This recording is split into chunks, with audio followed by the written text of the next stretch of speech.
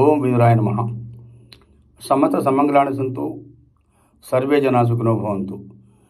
నేను చాలా కాలం తర్వాత ఈ వీడియో చేస్తున్నాను. మన సభ్యులందరూ కూడా నన్ను ఏమంటే మీరు వీడియో చేయట్లేదు ఏమిటి అని చెప్పి కూడా నాకు చాలా మెసేజ్లు పెట్టడం జరిగాయి. అయితే దానికి నా యొక్క సమాధానం ఏంటి అని చెప్పానంటే, నాకు సరైన సమాచారము తర్వాత పోతే పాజిటివ్గా ఉండే సమాచారము ఎటువంటిది లేకపోవటం వలన నేను వీడియోలు చేయలేదు. ఎందువల్ల అని చెప్పానంటే, సమాచారం ఏదన్నా మీకు అందజేసినట్లయితే అది మీకు ఉపయోగకరంగా ఉండాలి, తర్వాత పోతే ఇన్ఫర్మేటివ్గా ఉండాలి, దాని తర్వాత పోతే తద్వారా మీరు కొంత లబ్ధి పొందే అవకాశం కూడా వచ్చి ఉండాలి. లేకపోతే నేను ఊరికనే ఈ యూట్యూబ్లో లైక్స్ కోసమో వ్యూస్ కోసమో లేదా డబ్బుల కోసమో వీడియో నేను చేయటం లేదు. అయితే ఇప్పుడు మనకి సబ్జెక్టు చాలా ఉంది మాట్లాడుకోవాల్సింది.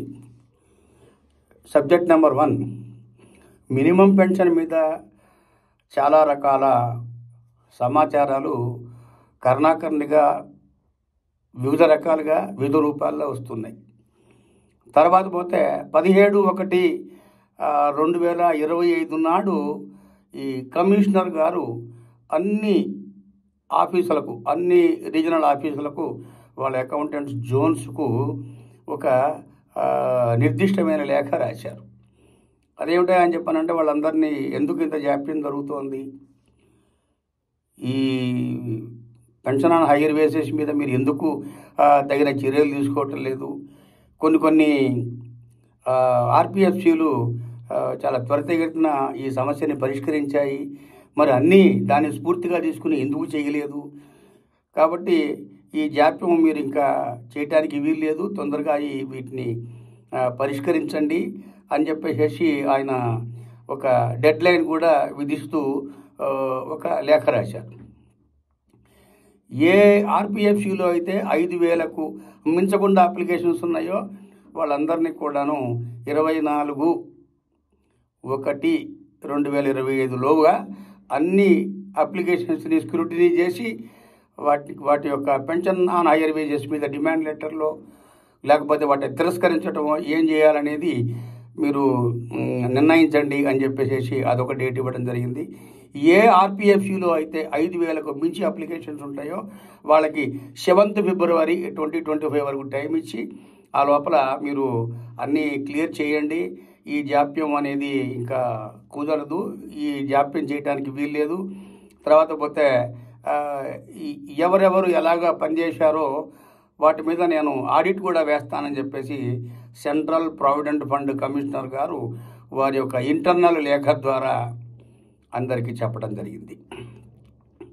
సరే, ఇది ఒక రకంగా ఉంటే, ఈ పెన్షన్ ఆన్ హైయర్ వేసెస్ మీద రకరకాల క్లారిఫికేషన్స్ కోసం చాలా ఆర్పిఎఫ్సీస్ ఎదురు చూస్తూ ఉన్నాయి. అదొకటి. అందులో ముఖ్యమైనది ఏమిటాయని చెప్పారంటే ప్రోరాటా క్యాలిక్యులేషన్.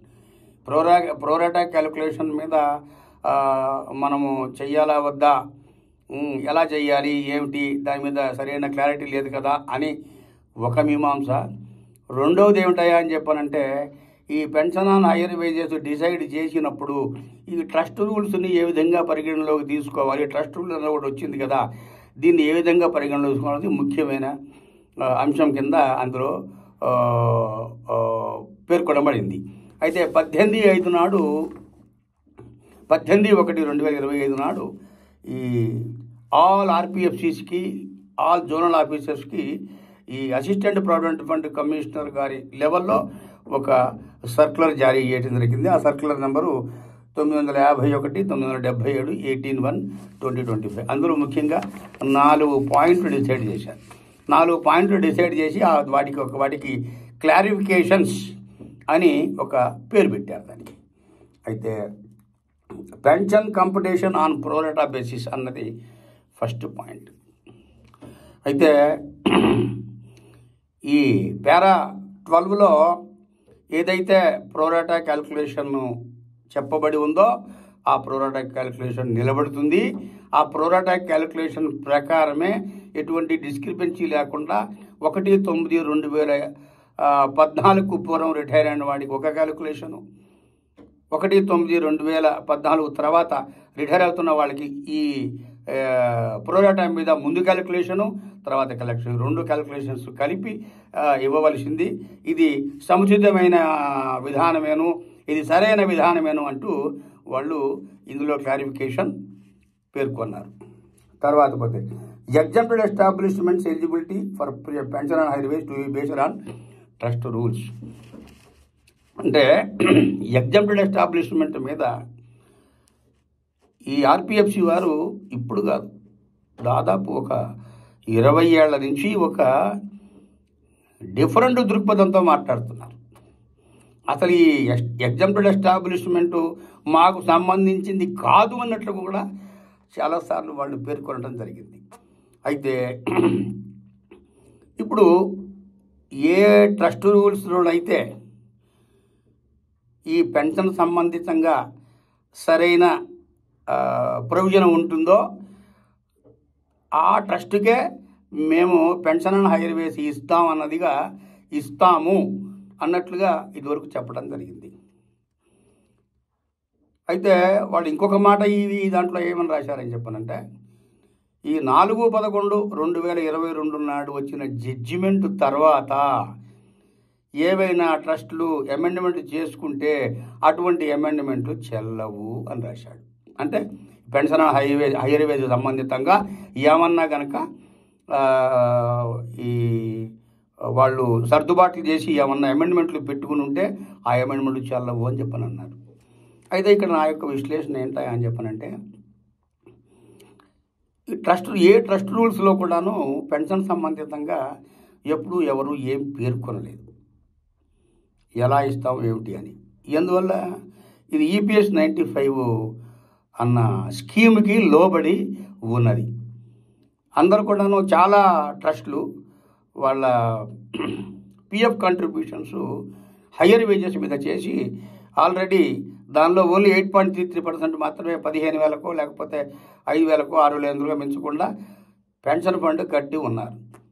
అయితే మనము 4/11/2022 నాడు జడ్జిమెంట్ కూలంకషంగా చూసినట్లయితే సుప్రీంకోర్టు చాలా క్లారిటీగా అన్నారు, ఎవరైతే హయ్యర్ వేజెస్ మీద PF కట్టి ఉన్నారో వాళ్ళకి ఖచ్చితంగా ఈ EPS 95 దాని కింద బెనిఫిట్ ఇచ్చి తీరవలసిందే, ఇర్రెస్పెక్టివ్ ఆఫ్ 11(3) or 11(4) అప్లికేషన్ అని చాలా క్లారిటీగా ఇచ్చారు. అయితే వీళ్ళ తెలివితోటి ఎలాగ మనం ఎగ్జాంపుల్ ఎస్టాబ్లిష్మెంట్ని నువ్వు పనికిరావు, నీకు హయ్యర్ వేజెస్ మీద పెన్షన్ రాదు అని నిర్ణయించడానికి వారి తెలివితోటి ఒక చిన్న కిటుకు పెట్టి ఆ రూల్స్లో ఒక ప్రొవిజన్ ఉండాలి అన్నారు. ఆ ప్రొవిజన్ ఏముండాలన్న దాని మీద కూడా క్లారిటీ లేదు, ఏమి ప్రొవిజన్ ఉండాలి అన్న దాని మీద కూడాను క్లారిటీ లేదు. ఎందువల్ల ఇప్పుడు అందులో ట్రస్ట్ రూల్స్కు లోబడి అని చెప్పనంటే ఏ ట్రస్ట్ రూల్లోనూ ఈ పెన్షన్ కంట్రిబ్యూషన్ మీద హైయర్ వేజెస్ మీద వ్యవహారం అనేది ఉండి ఉన్నట్లయితే మెంబర్స్ అడుగుతారు, అయ్యా మీకు ప్రొవిజన్ ఉంది కాబట్టి నాకు ఎందుకు కట్టలేదు అని. అతని కనుక నిజంగా హైయర్ వేజెస్ మీద పెన్షన్కి వాళ్ళు కంట్రిబ్యూషన్ చేసి ఉంటే డిపార్ట్మెంట్ వాడు యాక్సెప్ట్ చేయడు. అలా కంట్రిబ్యూషన్ కలెక్ట్ చేస్తే ఎక్కడ పెట్టుకుంటాడు? సో ఇన్ని లొసుకులు దానిలో ఉన్నాయి. కానీ వీళ్ళు మాత్రం చాలా ఒక చిన్న క్లారిఫికేషన్ తోటి తేలితేవతలు పాడేశారు. అయితే ఏదైనా ఆర్పిఎఫ్సి వారు సరే పెన్షన్ హైవేస్ కట్టున్నాడు కనుక ఈయన బెనిఫిట్ ఇద్దామని నిర్ణయిస్తే అది వేరు విషయం. కానీ వేచి చూడాలి, ఇంకా ఏ అప్లికేషన్స్ ఎలా డిస్పోజ్ చేస్తారనేది వేచి చూడాల్సిన విషయమే. తర్వాత పోతే netting of pension and higher wage dues against pension arrears. The eligibility of pension and higher wage is crystallized only when the dues with interest have been received in the pension fund, and netting of these dues against pension arrears may not be appropriate. That apart, it would also create issues with the deduction of tax at source, as the pension arrears as well as the higher wages pension would attract TDS as well as tax in the hands of the pensioner.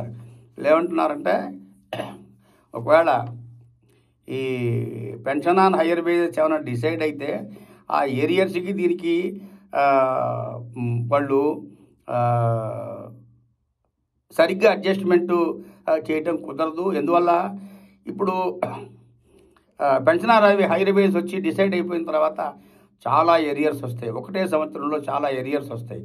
వచ్చినప్పుడు అది ఈ మన tax బర్డెన్కి లోబడి ఉంటుంది. Pension on hire wages అంటే pension ట్యాక్సబులే.